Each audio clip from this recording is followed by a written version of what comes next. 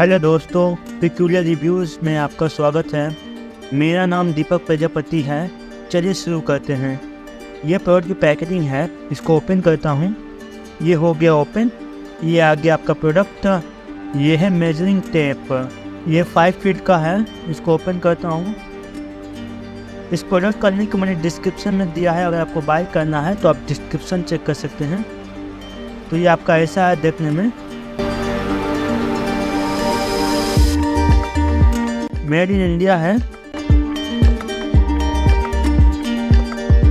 ये 5 फीट का है, तो ये 60 इंच आपको ऊपर में लिखा हुआ है, 50-60 और 151, ये 152 आपका सेंटीमीटर आएगा। 5 फीट को आप कन्वर्ट कीजिएगा सेंटीमीटर में तो 152 आएगा।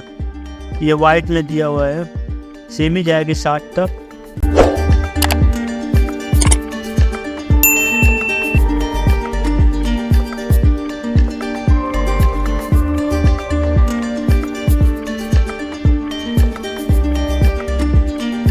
यहाँ पे आपका स्टील दिया हुआ है ताकि फोल्डिंग करते समय आसानी हो।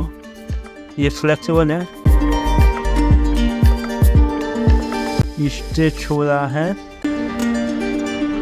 कुछ हुआ तो नहीं। Bye bye.